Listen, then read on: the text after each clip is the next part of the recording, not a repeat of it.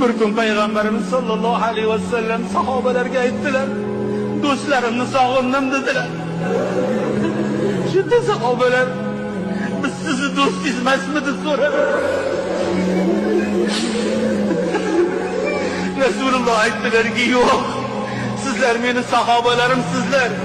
Do'stlarim meni ko'rmasdan turib iymon keltirgan. Ular keyin keladi dedilar. Ana shu do'stlarimni sog'indim dedilar.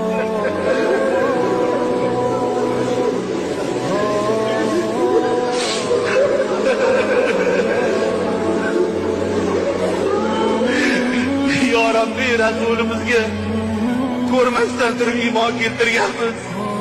U zotni ko'rmasdan turib yaxshi ko'rganmiz.